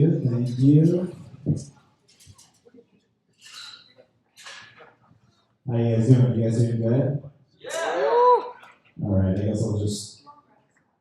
That works, I guess. Oh, this is great, you know? Sometimes you have a tough day, you know? But then you come to a hookah lounge, and you can see yourself do jokes on 14 different televisions. That's always my favorite, you know? I'll do one joke. Let's be positive. It'll land. I'll be like, I'll watch myself on screen 1, screen 2, screen 3, screen 4, and screen 5. I bet they even have one in a better place in the bathroom. You know, you're taking a shit at the urinal. You know, they got one on the wall and on the sink wall, so you can flip back and forth if you're feeling a little naughty. I'm gonna call out. There's a lady in the venue. She's got like a live stream of her baby. She's just like watching her baby. If at any point during my set you need a break, you can tune in and watch an infant on live television with her nanny at home. It's interesting stuff, you know. Occasionally the baby, adjusts. And then occasionally the nanny will adjust. You know what? I'm gonna listen to Alvaro's set. I think that might be better. Thanks for having me. This is a super cool place. Yeah, it's cool. I don't know. All right, that's my set. Take it easy. I was joking. Awesome. Now everybody's like, oh, he's got more stuff. Oh my god. A little something about me. My name is Alvaro. Spanish name. School name. Sometimes people get it wrong, and my mom gets upset when people get it wrong. She'll flip out. Some guy will get it wrong. She'll just be like, it's Alvaro, joder, get it right. I'm like, Mom, let's just get through TSA. You know, it's a tense terminal. We don't need any commotion. You know, then you miss your flight, and you're like, actually, it's not all bad. It was Spirit Airlines, so probably dodged a bullet on that one. I had a friend recently ask me if I had ever told my mom to go fuck herself. Shit, I said, no, I've never told my mom to go fuck herself. But I told her that I was fed up with her antics. You know, and that's a mistake, guys. You know, if you ever run into an angry Spanish woman in the wild, don't tell her you're fed up with her shenanigans. Or that your patience grows weary in the presence of her debauchery. She really doesn't like that one. I used to be like a project manager, like in construction. Like I worked for a town supervising contractors, making sure that they follow the rules. The only problem with that is that I'm a people pleaser. You know? People talk about hell. They say hell is filled with fiery pits. No, I think hell is just telling a guy named Big Mike to stop. You know? He's 6'7", he has a scorpion neck tattoo. They're like, your boss is like, you gotta go out there and shut that down. I'm like, who's the guy on site? He's like, it's Big Mike. I'm like, can we send Randy out there instead? If you're a people pleaser, are you guys people pleasers? You guys assertive alphas. You guys are puffing on hookahs. I'm gonna go with alphas. I don't know. Me personally, it helps me overcome that issue. You know, nothing will get you over that. Like going into a group of 6 men that have 40 years of construction with no experience and telling them that they're doing it wrong. You know, and then you gotta walk away. Then you gotta walk away. They're talking shit about you, and you gotta like walk away in slim fit pants. You know, get in a Chevy Bolt and drive away. Listening to an audiobook on low self-esteem. You know, I heard this I watched this show recently where a guy was trying to quit smoking cigarettes, and what he would do is at night he would play these tapes on a loop that told him that he didn't want to smoke anymore. That it was like, you are not a smoker. Smoking is bad for you. You know, I looked it up and that isn't real, but I wish it was. You know, because then I could apply that. You know, I could like break into my sister's room in the middle of the night. You know, hit her with a couple of positive affirmations, and then just like that, no daddy issues. You know, like, you're a strong, independent woman. You know how to do an oil change. You know, you have a good relationship with your father. Every day for 20 years, you threw the old pigskin around. And then 20 minutes in, you realize she's having a sleepover at her friend's house. You're just whispering into an empty bedsheet. I'm watching myself on this TV, so I'm going to switch over to this TV. I think that might be maybe more high resolution, maybe. I don't know. There was a, am I out of time? I don't want to go over. Okay, chill. There was this girl once that asked me how big I was down there. And I told her the truth. I said 6.5. I didn't have the heart to tell her that I was talking about cubic centimeters. You ever have a penis so small that no one thinks it's not adequate, you got out of the dimension? But if you give me a text message, I send you a link, You know, and then I call me send crazy, the whole but Colin content. It will does be available on a Google Access Drive. You know? She wanted to get freaky. She Yes, asked me if we wanted to exchange nudes. You know? And I sent the nudes. And as soon as I sent the nudes, I must have like upset her or it wasn't big enough or something. Because she called me. And that's when I realized that she was a scammer. This is mine. My Like a company. Snapchat scammer. How do I? They could tell because it was actually a man on the other line. You know? If he had a weird accent, I couldn't peg it. Could have been anything from like maybe South Sudan to Sudan. Who knows? I said that backwards. Alright, I'll put camera. And he was like, if you don't give me $500, I'm going to take these nudes and send it to all of your Instagram followers. We be out here I don't every know if Wednesday. that's what South Sudan people sound Every like, Wednesday. but I'm bad with accents. And I didn't give him the money. And you could tell that I wasn't messing around because he called me crazy.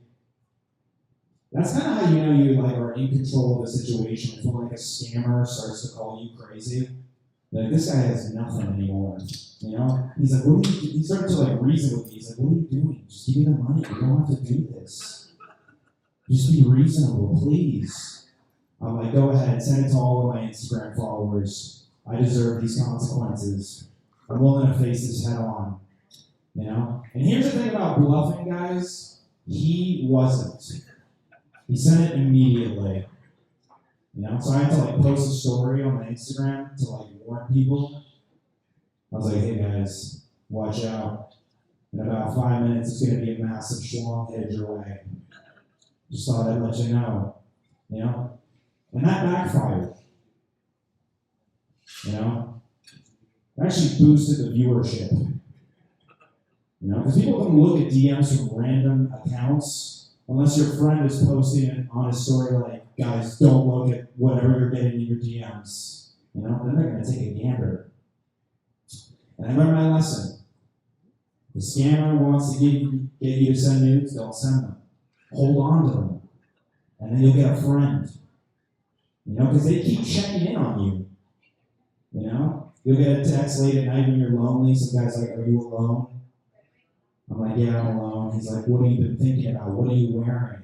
I'm like, this guy is so kind. It's been 3 months. We still talk. Thank you.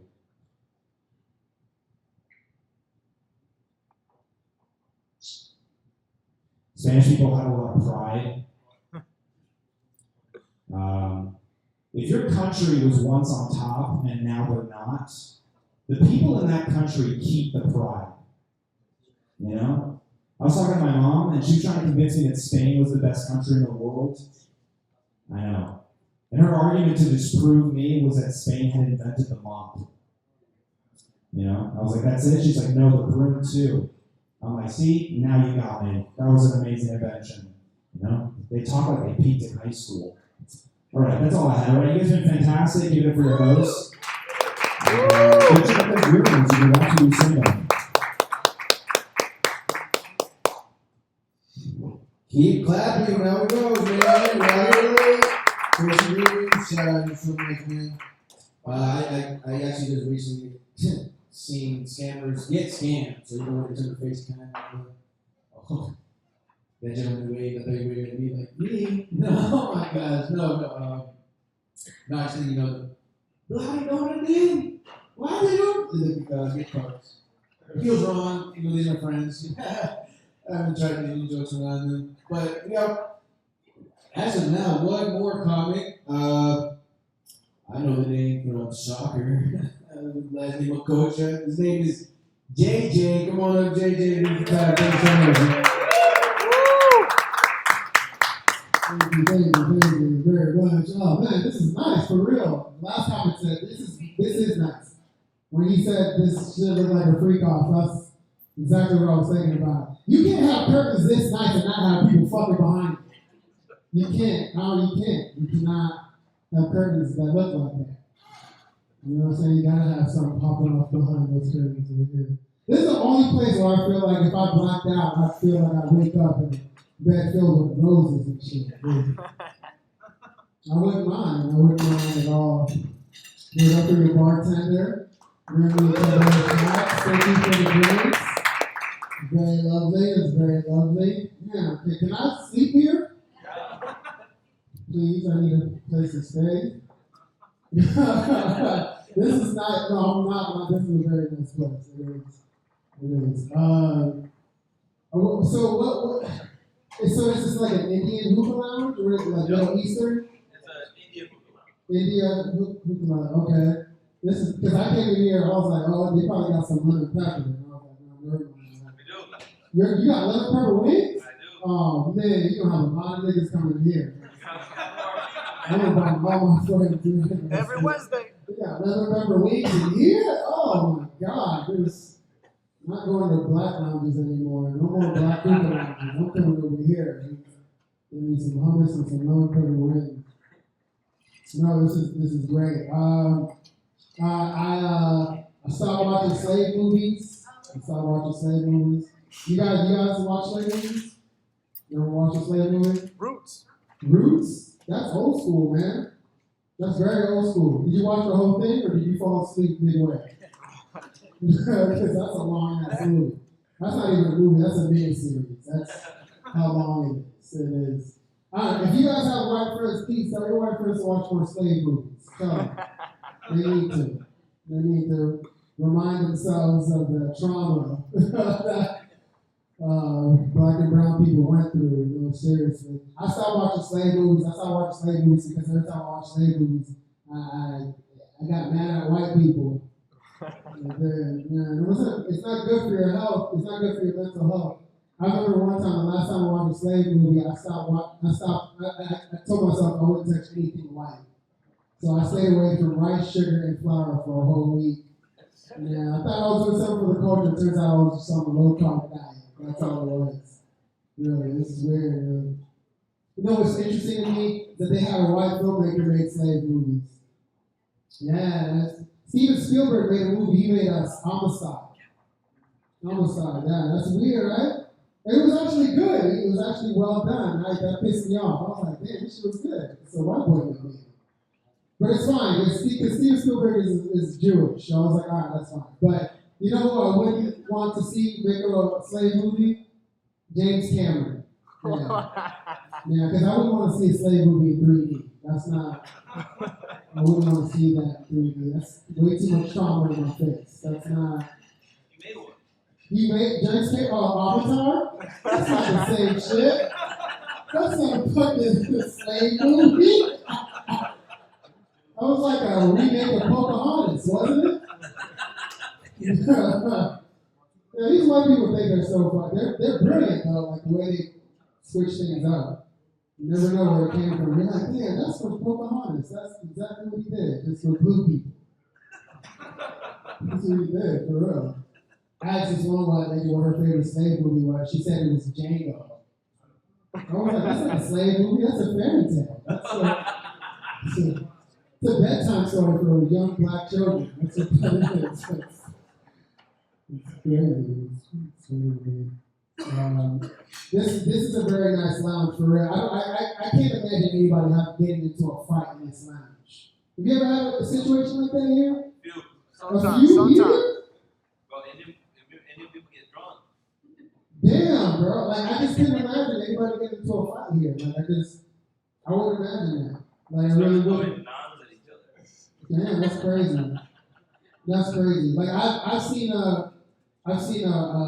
been in a bar fight before. I wasn't fighting. I've seen it. Yeah.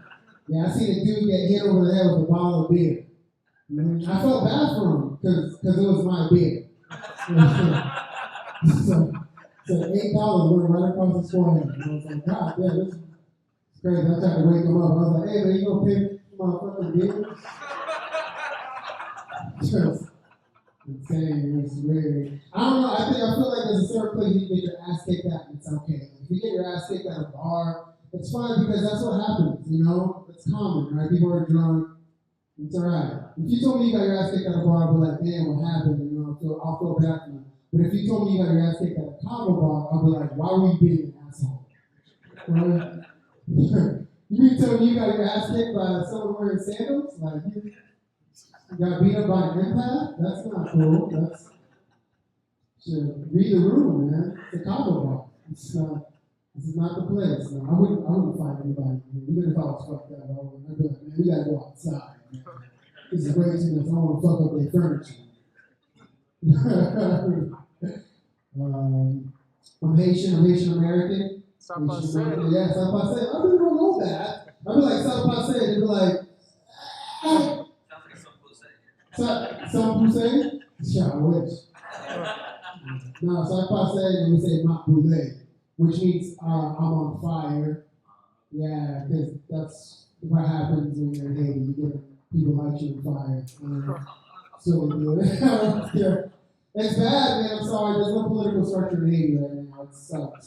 We have a pope who's supposedly the president, who's supposed to be running the country, but he's not. It's a warlord who goes by the name of Barbecue.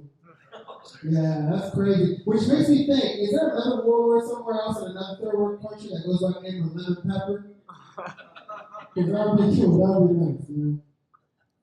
Now I tell my friends I'm from Haiti, and you know we get these stereotypes. You know, like people have these stereotypes, these assumptions about us if we're from Haiti. You know, like I tell my friends, like, yeah, my parents are from Haiti. And they're like, yeah, did your parents swim here? And I'm like, no, you fucking idiot. They hijacked the boat. That's what they did.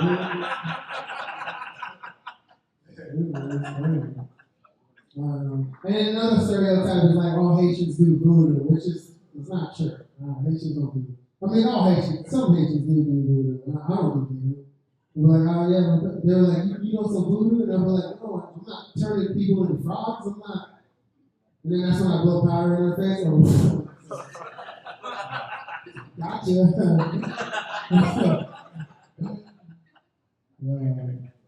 Yeah, it's in a weird place right now. Haiti's in a weird place. But you know, when you come from a third world country, you become very resourceful. You know, but I'm super Americanized, so I forgot all that. I don't know how to be as resourceful as my parents and my grandparents. My grandma, she's super resourceful. She's so resourceful, one time we had a whole week where we didn't have any running water in our house. So we couldn't take a shower, but for some reason she was always taking a shower. She was always fresh and clean. I was like, Grandma, how you taking a shower? Turns out she was breaking into the neighbor's house and their bathroom and shit. He's like, all right, you gotta get it somehow. You gotta get that water in somehow. Another stereotype about Haitians is that we all eat cats and dogs and stuff. And I'm like, I've never eaten a dog. So, definitely eating a cat though. I've definitely eaten some pussy for sure. Definitely done that. Definitely done that. Oh man. I'm from South Florida. I've only been here a couple of years. When I came here to Atlanta, everyone hypes up the like strip clubs here. I haven't been to a strip club yet.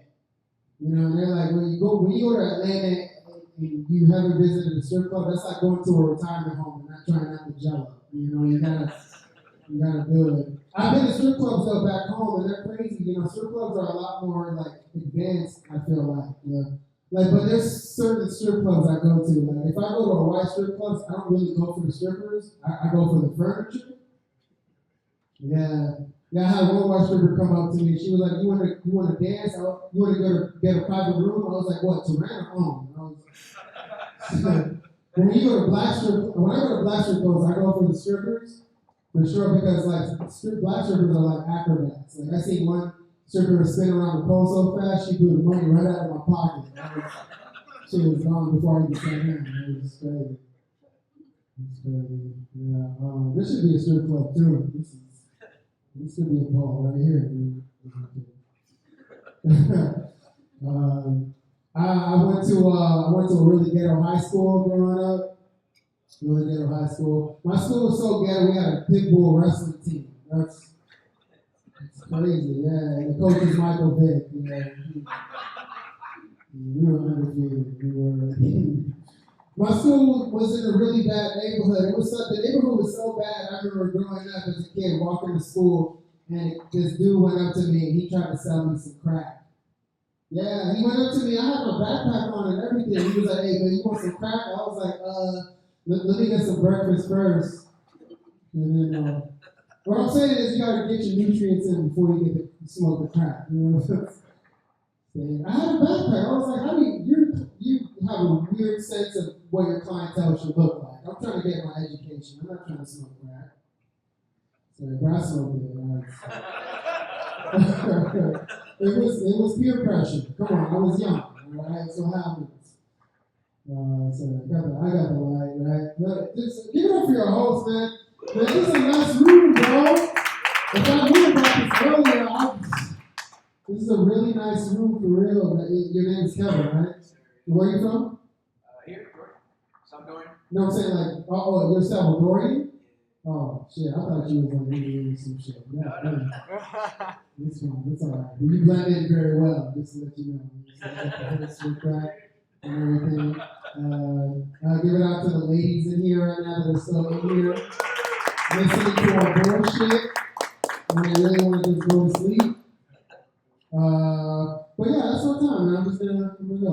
Thank you very much. Thank you.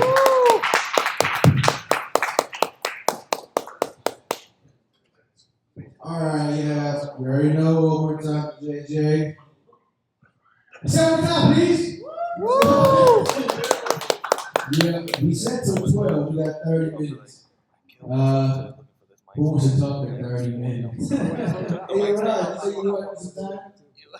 This is your job, cameraman. Speaking of work, man. This was dumb. I got the mental health of a white guy, but the job of a beater, so it's like the worst of both worlds. Like, if I wanted to get a new job, I just gotta stand out the Home Depot, but you know, like halfway, I'll probably like have like a panic attack because they didn't really teach me how to do that shit right, you know? I'm like, you know what I'm saying? I don't know, you know what I'm saying? That was before. I actually work in a restaurant now, so I'm stealing the little girl's job. I'm a server, feel bad. Sorry, bitch. Hey, it's a Mexican spot, you don't know Spanish, I'm not taking, I'm sorry. Can't have little white girls running around trying to sell me tacos, man. God damn, this camera shit, yeah, man, it's trippy. I'm an actor, and I hate this. This sucks. Whoa. It's rough out here acting, man. We do shit like this too. We know we do open mic, but just been rough out here in general. Everything just sucks, man. I don't feel like being a pedophile. So maybe And I do want to make my own thing. We have gentlemen make short films, so maybe we work together. But I don't know, it's tough. Like even my agent, I had to hit her up. I was like, yo, so what's up? Like they don't need no fucking Hispanics out here. What happened? Like, they didn't need a handsome, short Hispanic young man. Like nope, only black people. Sorry.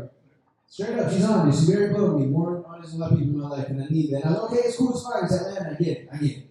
You know, ATL, ho, you know, peace up, 8 time down. It's Melanie Brothers, sister, I got it. It's cool, but damn, I can't even get some shit on Tubi. Nothing. Not even Zeus network. It's fucked up.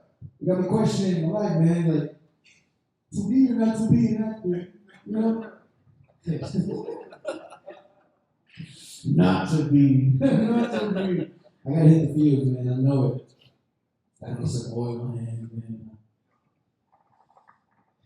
Hit the field, baby. Oil, not for sex like you're used to, love, since you're considering a freak. It is about that time. We should hit the bed, you know, and get the freak on. All right. You want to give us some last words? Going on? You are the owner, big, beautiful man. So shout out to you. Please be here. Thank you, Lil Bud. Appreciate that, man. So, I don't do comedy. Never done comedy before. Always wanted to, but didn't think it would be something that I would get into. But it looks like it's getting into me after watching all y'all. Hey, yo! But I did want to tell one joke. It's a joke. It could be a joke. It could also be salty. But basically, I killed myself trying to find this mic stand today. Right? If we don't have mic stands here, we got DJs, belly dancers, hookahs, drinks, we got everything. We don't got mic stands. So I looked for this today. And every single one of y'all motherfuckers that came in here, they started walking around like this. Well, at one point, I don't know, it went over everybody's head. The mic dropped, and Kevin goes, I think we need a Bluetooth. Bro, that was the best. I think that was the best line and flew over everyone's head like it usually does. But I appreciate y'all coming out today. It's the first open mic. Hopefully first of many. Planning on doing this every Wednesday. Maybe the more you guys come in, the more confidence I'll have to get up here and make a fool out of myself. But yeah, I appreciate you guys coming. Thank you so much. I'm going to hand it over to my second ride. We've been on camera all night. I don't think we sat one time. He definitely has to take a shit. That's the only time we stand the entire time. But let me hand that over to the one second. Go do my job real quick. All right, just so you know, I'm gonna put this right here. Well, I mean, the one short and fat guy, he kind of stayed center the whole time. I'm not gonna lie. It was easy focusing on him. Y'all motherfuckers got that moving around and here, there. I was really putting myself to the bases. And this is my first time doing this whole thing. You know, I'm out here trying to put a different vibe, a different twist to what Junoon is about. This is my first time doing stand-up, and even if this is considered stand-up, telling jokes and whatnot. But I'll tell you why they call me Hard R. There's a story. I was in Phuket one time, and I was out there traveling. I was actually in I was going through 11 countries in about like 4 weeks. No, about 4 months. And I ended up in Phuket. I was at the beach, met some French girl, some old French ass bitch too, man. Like, you think she was a free spirit? You might be a little young, but she was in her 40s, goddamn. But I was like, okay, man, white pussy. Let me see what's up. So we go out to this open market, and I get my food, she get her food. I'm sitting down at a table, like one of these little tables right here. I'm sitting down eating my sandwich. I'm thinking like, oh, this is good. Hopefully I get late tonight. And then a white, big, 6-foot Russian guy, but he's kind of skinny like me because I got a small frame. But he was tall. He was taller than me. He comes up to me, and I'm thinking in my head like, you know, I don't know what's going on. So then he comes up to me, he's like, hey, get up, nigga. And I'm like, oh shit, bro. Like, who are you talking to, dog? And I don't know. Some of y'all don't know me. Before I used to have locks. I used to have locks down to my ass. So when I was in Phuket, I looked like a Rasta man out there. You know what I'm saying? So he comes up to me, and I didn't know what was going on. So I'm thinking like, yo, this is a joke. Did I take his table? I'm thinking, you know, give the benefit of the doubt as usual. So then as I, you know, I just laughed because the way he's approaching me, I thought he was gonna have a deep ass voice. But he sounded like he was trying to talk all hard in American, but his voice was so high pitched. So then he's like, hit the fuck up. And then I realized that, oh, this guy's drunk. and his girl's next to him, and she's grabbing his arm, trying to be like, oh. But then this Russian guy's making a see me. So then all of a sudden he keeps on going. He's like, hey, fuck you, get up, nigga. And I'm like, oh, okay, hold up. Put my sandwich down. I get up. The French girl now comes, and she's like, whoa, leave it, it's not worth it. So then she sits down, and then there's 2 German guys over there. Ended up 2 German guys being gay. So I was like, oh, look at these feminine dudes trying to follow this girl. But I was like, oh, okay, man, they be friendly. So she goes over there, and I'm thinking, what do? Do I fight this guy? Or do I go try to get some French bread real quick? You know what I'm saying? So then as I'm contemplating this, I'm like, let me let it go. I don't want to knock out this guy in front of his girl. Because then what do I gain fucking up a drunk guy? You know what I'm saying? Not really much to it. Not nothing to brag about either. So then as I get up to let him sit down, him and his girl sit down, this guy's fucked up. And then he starts chatting shit some more. And now there's other Russian people around. Because apparently in Phuket, this is like where the Russians go to play. Each beach is owned by a different group of people. You go to one beach, it's all Germans. You go to the next beach, it's all Russians. They're like coming over here just because they're trying to either evade war in Russia or they're trying to just fuck around and see what's good. You know what I'm saying? Because a lot of people, sex tourism is crazy out there. But as I get up and trying to tell him, as soon as he gets down, maybe my ego got a little bit high, you know what I'm saying? As soon as he takes a seat, I put my hand over his shoulder, and I'm like, hey man, you look like I'm a peaceful man. Or I would fuck you up in front of your girl. And then he started apologizing to me. And then all of a sudden, this like a drunk person just switches up real quick. He's like, nah, fuck you. And now the guy next to me, as this table is right here, he's a Russian guy too. Now he starts yelling out. And I don't think he's yelling at me. Turns out he's yelling at the guy that's trying to disrespect me or whatever. Because everyone now, they're making a whole scene everywhere. So now it's like all the other Russians, another Russian guy comes in. And I'm just like, привет, как дела? Me, bro. Because I've been to Russia before, so I know a little bit, So then they start harassing this other guy, and I'm like, whoa, did I just make a scene? Oh my God, what's going to go down? So I try to calm the piece down after this guy tried to hate on me, and then eventually the guy, ended up getting up and then ended up leaving, falling out as he was leaving. Later on, I was able to meet him and say, like, hey man, you good? And then he was all peaceful and calm. But that's why they call me Hard R. As my name is Raj Brum, but once again, guys, thanks you guys so much for coming out. I don't know about this coming out, but get out here. Every Wednesday at Junoon. Appreciate everyone that came out so far. I hope this was a big experience for y'all, you know what I'm saying? We got good food, good hookah, not hookers, but good hookah. We got content for y'all as well if y'all want to access that. And thanks again, guys. Once again, this is Junoon Lounge. Yeah.